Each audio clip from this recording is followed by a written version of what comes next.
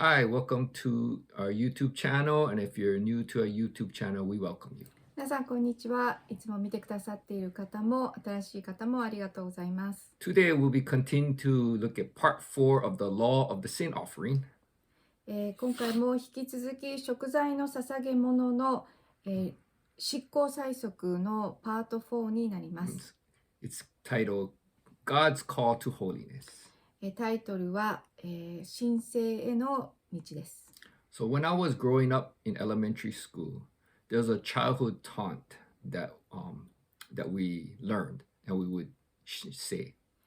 私が小学生の頃、誰かにからかわれた場合、決まって言うフレーズがありました。It would say, Sticks and stones may break my bones, but words would never hurt me. 木の棒や石は私の骨を折ることができるかもしれないけれど、言葉は決して自分を傷つけることはない。We know that sticks and stone can cause physical harm. 今事実、木の棒や石は私たちの体を傷つけることができます。How about our words?では、人から発せられた言葉はどうでしょうか？ Can they inflict as much harm or be more devastating than physical pain? 体と同じように私たちを傷つける、またはそれ以上のダメージを与えるでしょうか？ To find out this truth to this question, let's look what the Bible says. In Proverbs 18:21, it says, Death and life are in the power of the tongue, and those who love it will eat its fruits. では、この答えを見つけるために、箴言の18章の21節を見てみましょう。死も生も舌の力に支配される。舌を愛する者はその実りを食らう。So what this verse is stating that our words can either destroy or build up people. この箇所は私たちが発する言葉には人に打撃を与える、または人を励ます力があることが書かれています。How many of us receive words that hurt us? 私たちの中で今まで傷つく言葉を受け取ったことがある人が何人いるでしょうか？ And many of us here may be holding on to deep scars in our heart that are currently negatively influenced, and we don't even know about it. 私は多くの人が心の中に深い傷を持っていて、それが悪い影響を自身に与えているその事実を知らないままでいると思います。In Proverbs 12, verse 18, it says, There is one whose rash words are like swords thrusts, but then the tongue of the wise brings healing. では、箴言の12章18節をお読みします。軽率な一言が剣のように刺すこともある。知恵のある人の舌は癒す。For example, I didn't realize that some words I received growing up had played a negative role in my life. 例えば、私自身の場合、幼い時に言われたいくつかの言葉が、私の人生に悪い影響を与えていたことに気づいていませんでした。These words I received must have rehearsed it over and over in my head until I started believing it was part of me. これらの言葉は私の頭の中で繰り返され、そしてそれを私は信じるようになっていました。It played such a big part in my life that I always felt that I was never good enough or smart enough because of my insecurity. そして大人になってからもその言葉は私を支配しました。いつも不安で何をやっても自分は不十分であると感じていました。私は自分に対して自信がありませんでした。I had such a low esteem because I could hide it very well by making excuses or running away from anything that made me feel uncomfortable and difficult. しかしその自信のなさを上手に隠していました。どのように隠していたかというと、難しいことや嫌だなと感じることに関しては、何らかの言い訳をして常に避けてきました。I had a personal issue that I was harboring until God revealed it to me. 主がこのことを私に示してくださるまでは、自分の内側で起きていることが分かりませんでした。I believe this person loved me and didn't hurt me on purpose. 私はこの言葉を発した人物が私のことを愛していたこと、そしてわざと私を傷つけたわけではないということを知っています。But that's the reason why we need to be aware of what we say to people, especially to children, because we don't know how these words will affect them and impact their lives for good or bad. しかしそうであっても、だからこそ私たちは相手に対する言葉に注意を払う必要があります。特に子どもたちに対しては、その言葉が彼らの人生を良くも悪くも大きく支配してしまうからです。Apostle Paul warns us to speak words that will help encourage and benefit others. Oh, it says, do not let any unwholesome talk come out of your mouth, but only what is helpful for building up others according to their needs, that it may be benefit those who listen. That's Ephesians 4, verse 29. このことを使徒パウロがエフェソの信徒への手紙4章の29節でこのように言っています。悪い言葉を一切口にしてはなりません。ただ聞く人に恵みが与えられるように、その人を作り上げるのに役立つ言葉を必要に応じて語りなさい。God has allowed each one of us to pour into people's lives. 主が私たちに人々に伝える機会を与えてくださっています。We can bring words of edification, encouragement, hope, love, and correction. 私たちは主にあって相手のためになること、励まし、希望、愛、そして戒めの言葉を伝えることができます。This message was truly demonstrated in the story, The Woman at the Well, in John 4, verses 1 to 43.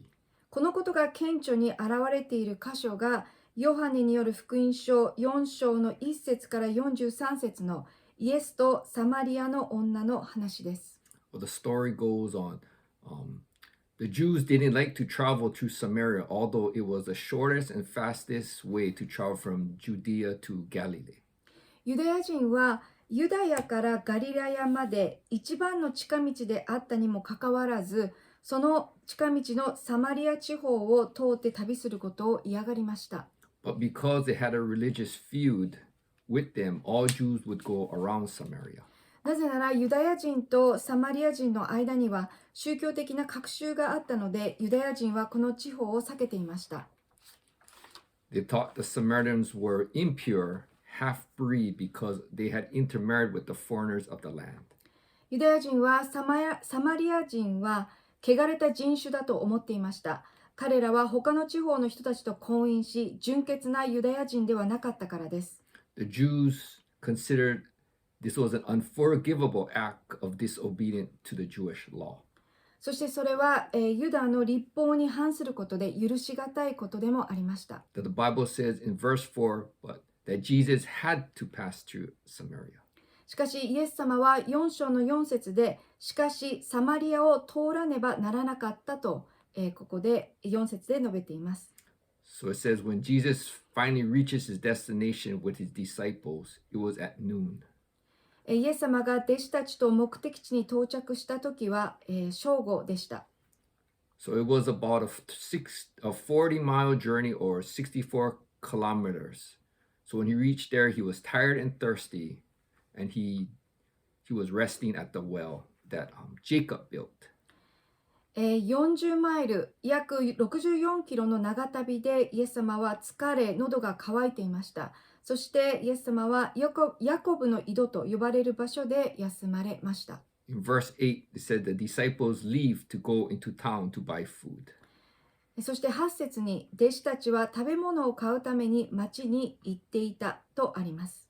So during the hottest time of the day, here we see Jesus sitting at the well and he encounters a woman drawing water all by herself. 一日で最も気温が高い時にイエス様は一人で井戸に水を汲みに来た女性に出会います。It was an unusual time for a woman to be at the well.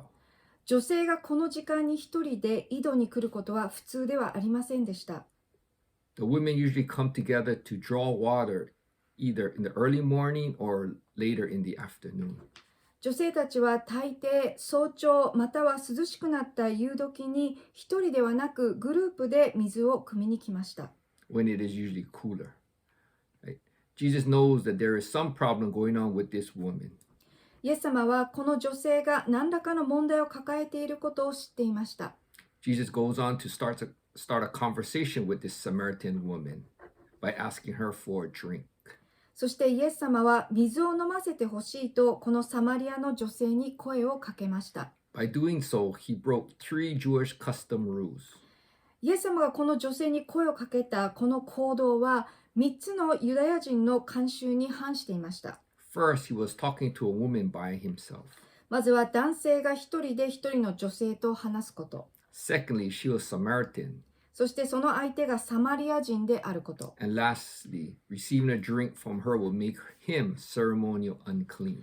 そしてサマリア人から水をもらうということは、イエス様が儀式的に汚れたものになるということを意味していたことです。By having this conversation, Jesus begins to draw things out of her. イエス様はこの女性と話すことで、彼女の内側にあるものを引き出されました。Jesus doesn't initially confront her sinful acts, even though he knows her current situation and history. イエス様はこの女性の現在の状況、そして過去を知っていましたが、彼女の罪については最初は触れませんでした。Jesus reveals what she is missing and longing for, which is love and forgiveness. その代わりにイエス様は彼女に足りないもの、彼女が求めている愛と許しを示されました。Theologian William Barclay states that there is one fundamental truth that in a human heart, there is a thirst for something that only Jesus Christ can satisfy. 神学者であるウィリアム・バークリー氏は次のように述べています。人間の根本的真理として人の心にはイエス・キリストでなければ決して満たすことのできない心の渇きがある。At the end of their conversation, something remarkable happens. イエス様と話をしたサマリア人に素晴らしいことが起きます。She leaves her water jug and runs back into town. 彼女は水がめをそこに置いたまま町に戻り、人々にイエス様のことを言いました。She tells everyone about Jesus. 彼女はすべての人にイエス様のことを話しました。Jesus' words touch her to the core and she's forever changed. イエス様の言葉が彼女の心に触れ、彼女は永遠に変わることができました。The story says, through her testimony, the words of Jesus, many Samaritans believed in him. この話を続きを読んでいくと分かりますが、彼女の証とイエス様の言葉を通して多くのサマリア人がイエス様を信じたとあります。I believe we are now at a place where God calls us as individuals to lift the standards of holiness. 私は神様が私たち一人一人が聖なるもの、神聖なものとなっていくように強く今呼びかけてくださっていることを感じます。One way is by watching the words what we speak, knowing that our words can cause real damage. その一つとして発する言葉、口から出る言葉に気をつけるということです。We have to get to a place where we realize our words can either bring life or death. 私たちが発する言葉は相手に死をもたらすこともあります。言葉には生と死があることに気づくことが大切です。But how do we get to a place where we can carefully think about our words we speak? ではどのようにして自分の発する言葉に気をつけることができるでしょうか。 Remember the previous lessons we saw Isaiah when he was in the throne room of God and there was a vision of God sitting on his throne. 前回お話しした内容ですが、イザヤは高く天にある御座に主が座しているのを見ました。The text says he pronounces judgment on himself. Woe is me, for I am a man of unclean lips, and I dwell in the midst of people with unclean lips. That's in Isaiah 6 verse 5. そしてイザヤ書6章の5節にあるように、イザヤは自分自身はもうダメだと以下のように言います。災いだ、私は滅ぼされる。私は汚れた唇のもの、汚れた唇の民の中に住むもの。The following verse says, An angel of the Lord brings a lump of coal and touches the lips of Isaiah. そして続いて6節で、セラフィムの一人が炭火を持ってきて、その火でイザヤの口に触れました。In verse 7, the seraphin says, Your guilt is taken away and your sin is atoned for. さらに7節と続き、セラフィムは、あなたの咎は取り去られ、罪は許された。I believe we should all go before the Lord and ask Him to come to cleanse our tongue and purify our hearts, so our words will be used to bring edification, encouragement, hope, love, and correction to our loved ones, friends, neighbors, workplace, and church. 私たちは一人一人主の御前で私たちの口を清め、心を洗ってくださるように祈る必要があると思います。そうすることで私たちが発する言葉は相手のためになる、励まし、希望、愛、そして戒めとなることができます。そして私たちが発する言葉は自分の愛する人、友人、隣人、職場、そして教会へと広がっていくことができます。So let us intentionally choose words that will bring life, not death. ですので、日々意図的に死ではなく命の言葉を発していきましょう。So that concludes today's study. So thank you for joining us. 今日はここまでになります。 Bye bye. ありがとうございます。 Bye bye. バイバイ。